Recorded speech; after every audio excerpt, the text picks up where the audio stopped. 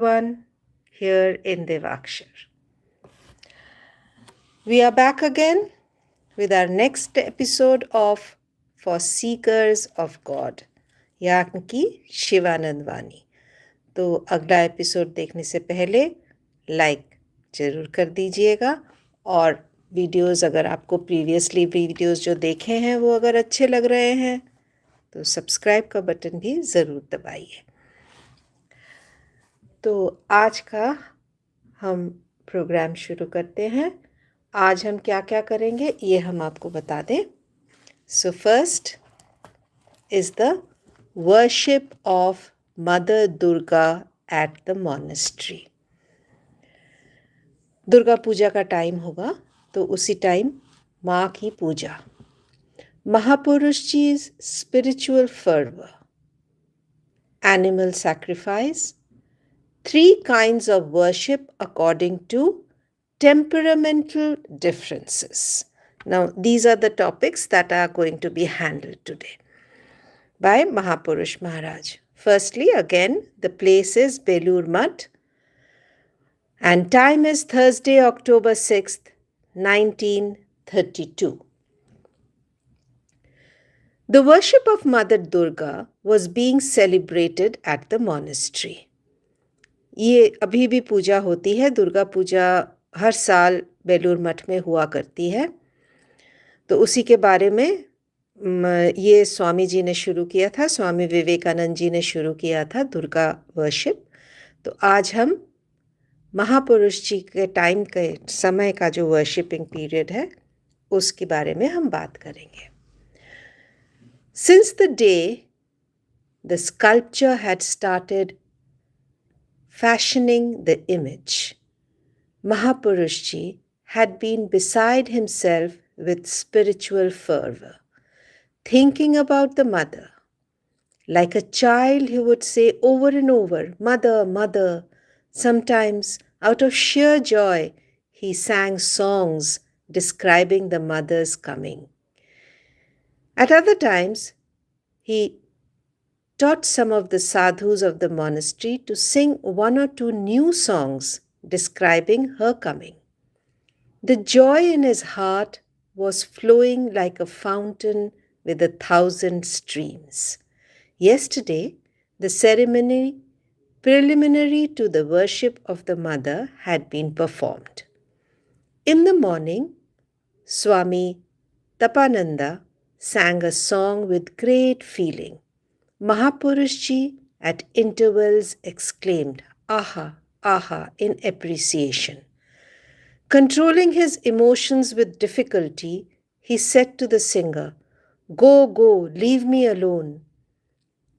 You have caused me to break the pot right in the marketplace," meaning he was embarrassed because he could not restrain his spiritual emotions before others. "My condition is just like that of a dry matchstick," the master used to say. "The slightest stroke is enough to ignite a dry match. And so it is with me." He became self-conscious because he could not control his feelings. It was the 7th day of the moon, the first day of the mother's worship. Since 4 o'clock in the morning, the musicians had been playing a melody describing the coming of the mother. In the shrine, songs of the same kind were also being sung. One of the songs began, "The autumn dawn of the 7th day of the moon burst upon the horizon. The 10-armed mother appeared, illumining the 10 directions." Mahapurush ji joined in the song and later he sang by himself. "Do not awaken her, Jaya. Uma is disconsolable and has just gone to sleep." Presently, the worship began in the hall erected for the purpose. The sadhus of the monastery and many devotees, men and women, came in groups to see Mahapurush Maharaj. He blessed all, saying, "The mother is here. May you have great joy. Now we should have nothing but joy." At frequent intervals, Mahapurushji made inquiries as to the progress of the worship. At the time the ceremony of invoking life into the image was being performed, he could not stay still any longer and expressed great eagerness to come down to the worship hall. Accordingly, attendants carried him to the worship hall in an easy chair. Mahapurushji, the child of the mother, stood before her with folded hands. Who can describe the sight? When the invocation ceremony was over, Mahapurushji, with great devotion, bowed before the mother and went upstairs. He was in a sublime mood, his face radiant with a divine glow. The entire day there had been a large crowd of people at the monastery. Today, everyone was welcome. Mahapurushji wholeheartedly blessed all. The devotees took the prasad and left, filled with peace. After the Vesper service, the sadhu of the monastery was singing Kali Kirtan, songs about Mother Kali. A few sadhus assembled in Mahapurushji's room. Today he didn't feel the least bit tired, being filled with joy. Addressing the sadhus, he said, "I tell you, the worship of the mother of the monastery is without parallel. Here it is a worship of pure devotion. In our worship of the mother, we do not have any other motive than to please her. Our only prayer is this: Mother, be pleased to give us faith and devotion and do good to the world." There is nothing to wonder at. So many pure sadhus and brahmacharis are sincerely worshipping the mother wholeheartedly that she is bound to be pleased. They have renounced the world and are seeking spiritual enlightenment.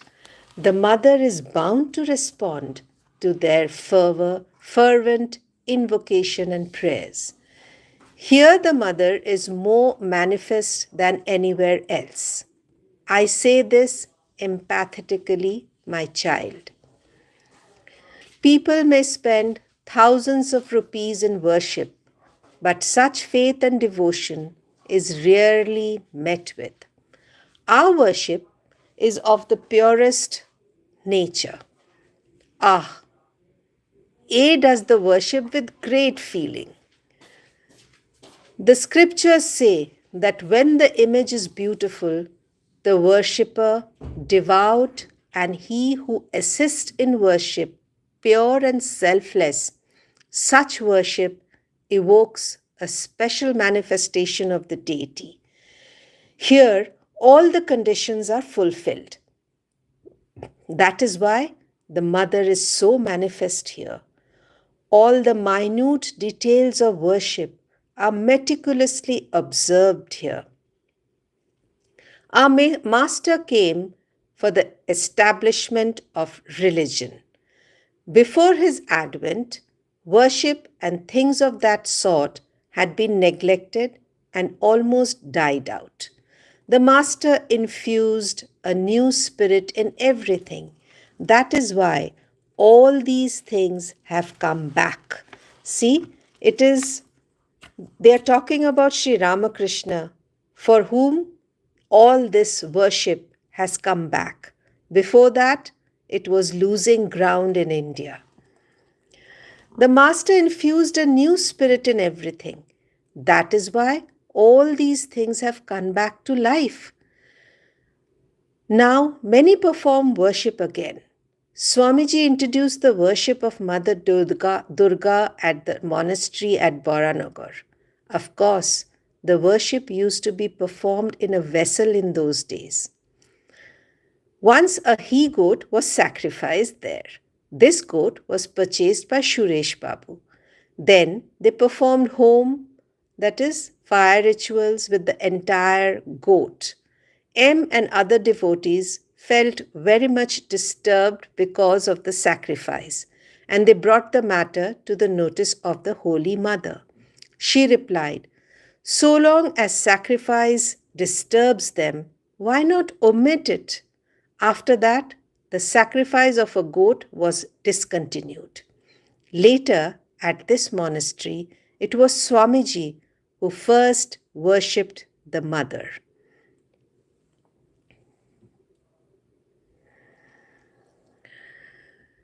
For this occasion, the Holy Mother came and spent few days of worship at the adjacent house.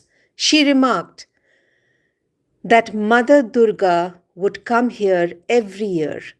A monk, Maharaj, isn't worship possible without the sacrifice of a goat? Thanks for reading us. You are doing a wonderful job. Thank you, Gargi, for this comment. Thank you so much. Mahapurushji is again talking about it, and he's telling us. Again, I'll repeat the question. A monk has said, "Maharaj, isn't worship possible without the sacrifice of a goat?" Mahapurushji, why not? It is the Mother who has come down as Vaishnavi Shakti, saving power, in the personality of Sri Ramakrishna. In our monastery, we do not have any animal sacrifice. Our worship is sattvic. Our scriptures prescribe 3 kinds of worship in accordance with people's temperamental differences: sattvic, rajasic, and tamasic. In sattvic worship, there is no external pomp and show. It is a worship of devotion, selfless worship in order to please the Mother. We perform worship in that spirit. Those who are rajasic or tamasic perform their worship in accordance with their nature. In worship performed with a selfish motive, there is a great deal of pomp and show. For such worshippers, the scriptures prescribe animal sacrifice and things of that kind. The most important thing in life is to attain pure devotion at the lotus feet of the Mother. This is the most important part. Again, Mahapurushji is again and again telling what is important? Attain pure devotion at the lotus feet of the Mother. That is also the purpose of worship. Once one is able to install the Mother in the temple of the heart, one does not need external pomp and ritual. Now that the Mother is here, let us rejoice. In our worship, we do not have the immersion of the deity.